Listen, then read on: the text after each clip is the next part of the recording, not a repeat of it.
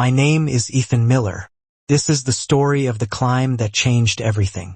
When I say the word scar, you probably imagine a thin white line or a memory that comes and goes. For me, the scar is both a line on my chest and a map of my childhood. It is the story of a surgery when I was small enough to count my fingers with the same breath that counted hospital beeps. It is the reason I learned early to listen to the world and to keep a soft voice, because loud voices tend to notice what's weak and make it weaker. It is also the reason I learned how to keep going when everyone else stops. This is not a superhero origin. There are no miraculous recoveries. There is no sudden reveal where the kid becomes unbeatable. There is, instead, a slow reclamation, an accumulation of small choices, a pair of worn-out sneakers that learned the cadence of a hill, a cheap second-hand road bike that surprised me with how it made my chest quiet in a different, better way. I was the kid who was told to be careful. My parents used the word with a tenderness that felt like a warning. Doctors used it like a rule. Teachers used it like a justification. In gym class, being careful translated to sitting down, to walking the laps instead of running, to being the last one chosen for teams. There are worse things than being small and clumsy. There is the feeling of being watched when you try and fail. There is the laughter that is not cruel enough to be called bullying, but constant enough to carve a groove in your confidence. Our PE teacher was a man built of certainty. He had an easy voice for commands. He had a laugh that matched the bounce of the medicine ball. He liked numbers that meant power. Bench press records, sprint times, weight, mass, volume. If the world were a scale, he liked to keep it unbalanced. The kids who fit his world were rewarded with nods and extra practice. The rest of us received a shrug and an example that became a lesson in where we fit. One day he pushed a kid, Sam, to do something stupid on a trampoline. Sam was larger than most of us and slower on his feet. Coach Miller thought he was being funny. The jump ended with a crack of the skull against the floor and a silence that felt like a hand closing. Sam left school with stitches and a new caution in his voice. Coach didn't say sorry. He moved on to the next joke as if nothing had changed. That moment put something sharp in my chest. It did not make me braver. It made me deliberate.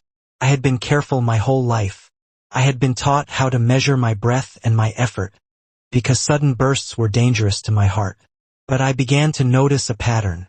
The world rewarded quick power and punished steady persistence. My lungs betrayed me in sprinting. My legs did not refuse when the work was slow and long. When I paced, something steadied in my chest. When I kept the cadence and counted heartbeats in a rhythm that matched the rollers of the road, I could go. Not spectacularly, but reliably, like a small engine that never overheated. It started because of television. The Tour de France came through our living room like a ritual. Men in lycra folded themselves into climbs as if they knew a language the rest of us did not. The camera lingered on calves and faces, and the way breath turned to grit. I saw people continuing, not because they had more fire in their lungs, but because they had control. They had pacing. They had a willingness to hurt for a long time. That looked, to someone who had been told to be careful, like courage. I begged my parents for a bike. They gave me a small, used road bike late in the summer, a machine with more gears than sense to my neighbor. I rode at dawn when the town tasted like coffee and cool metal. I rode in winter when the air cut the same way a laugh could cut. I became a pupil of the road. I learned where to breathe, when to lower the cadence, how to feed my body small things that kept my legs turning. There is a humility to endurance. You cannot fool it. Either you keep turning the pedals at the right rhythm or you stop. I did not tell anyone at school. My life was dual.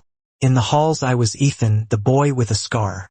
On the road I was Ethan, a rider who measured everything in heartbeats and meters. I practiced the same climb again and again. It was 12.5 kilometers long with a steady slope, gentle enough that a small rider could use weight advantage and discipline to outlast a heavier man. It became my homework. It became the place I practiced patience. Years pass and things that feel small now shaped me in ways that took years to understand. In the classroom, the jokes continued. Coach Miller continued to reward the loud kids with attention and to treat the rest of us like background actors. He liked to claim a kind of fitness authority that belonged to nobody but him. Then sports day arrived. The school organized a trip to the summit of the mountain where our town's hiking trail unclipped itself from the map. Buses were hired. There were checklists and permission slips.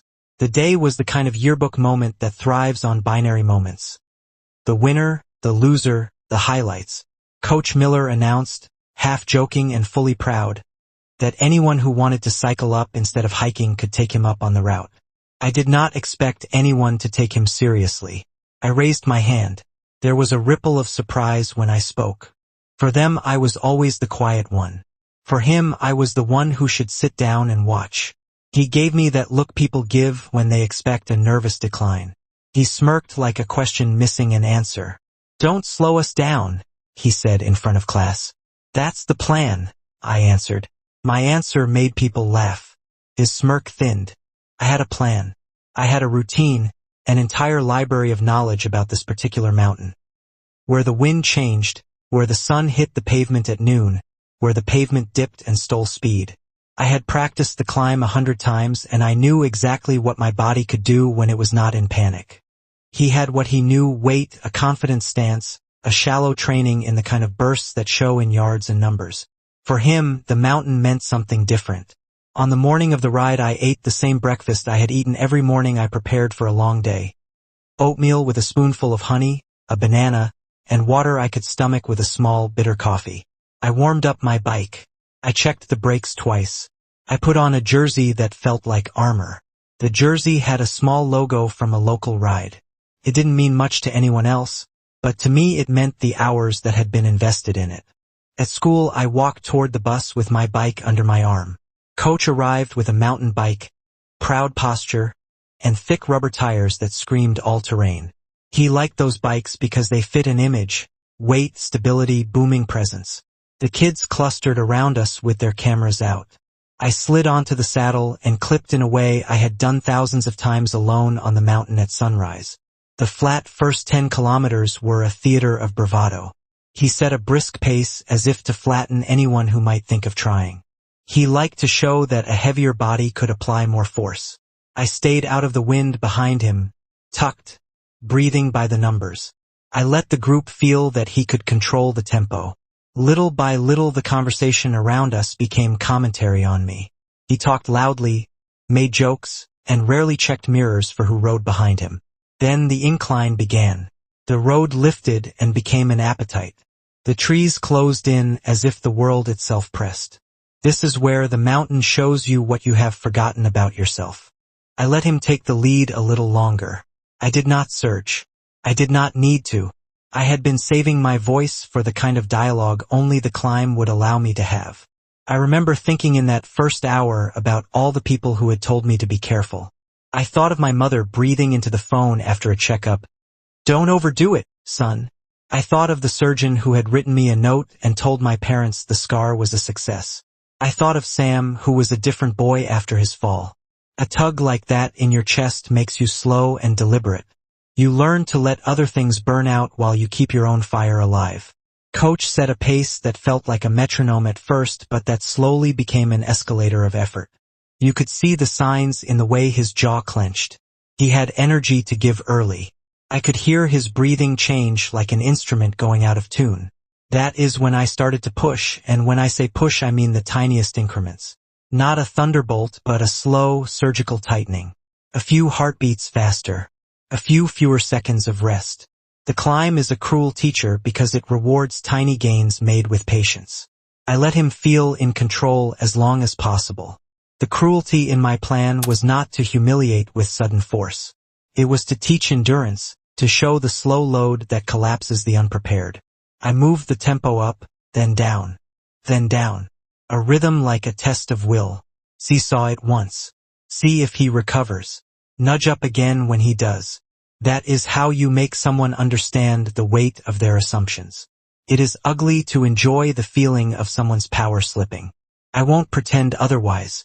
There is a heat in truth when someone who has made your life small realizes that you are not small in all the ways they thought you were. Yet it was not pure malice.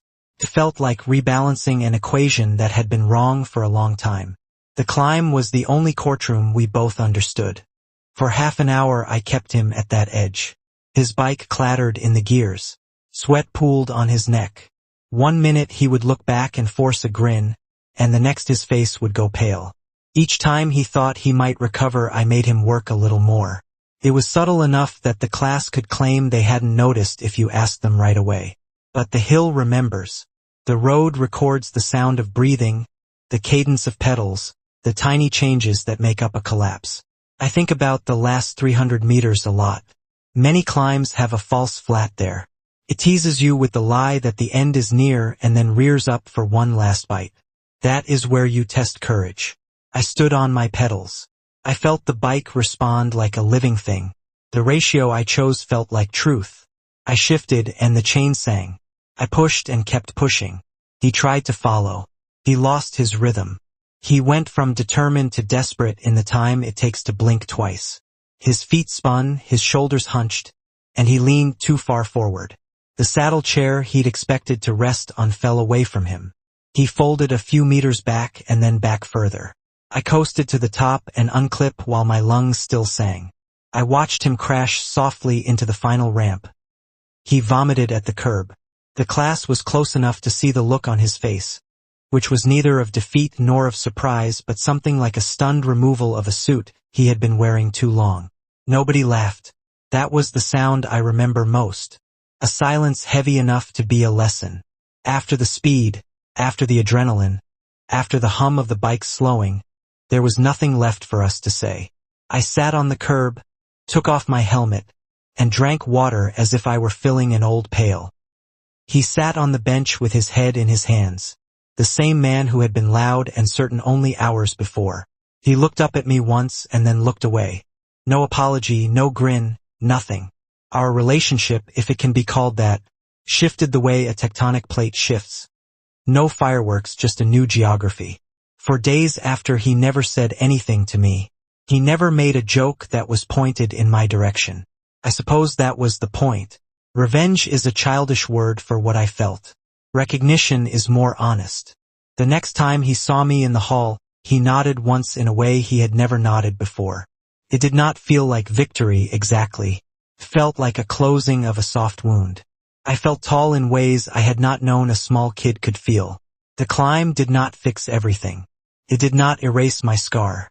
It did not change the fact that sometimes my lungs get tired quicker than other people's.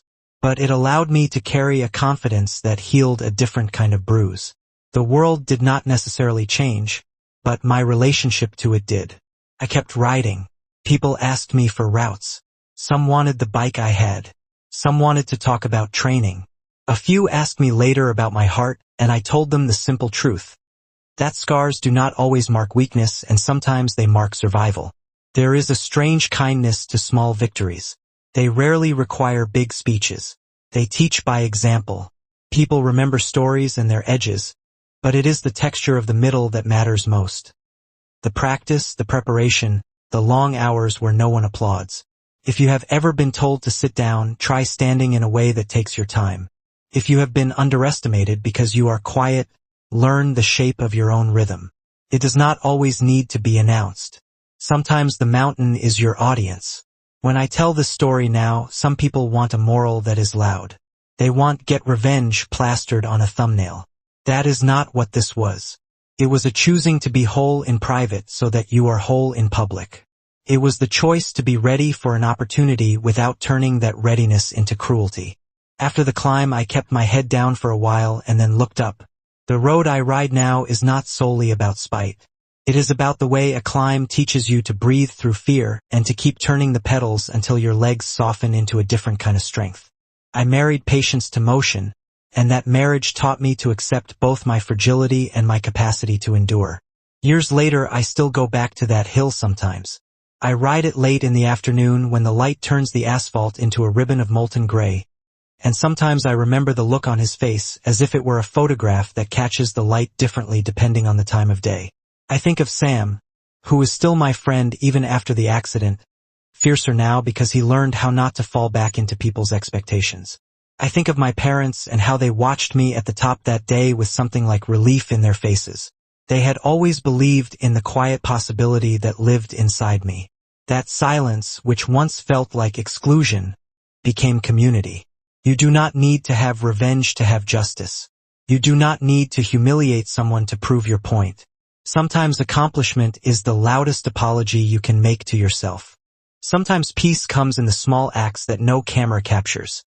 A steady cadence in the rain, a midnight ride to clear your head, a slow training that adds inch to meter until mountains are just long hills you can manage. If you like this story, please hit like and subscribe to the channel for more true personal stories with depth. Share this video if you know someone who has been underestimated. Leave a comment below with your own quiet victory. It helps more people find the message that small, steady strength can change the narrative. My name is Ethan Miller. I rode up a mountain and changed more than his opinion. I changed how I stood in the world.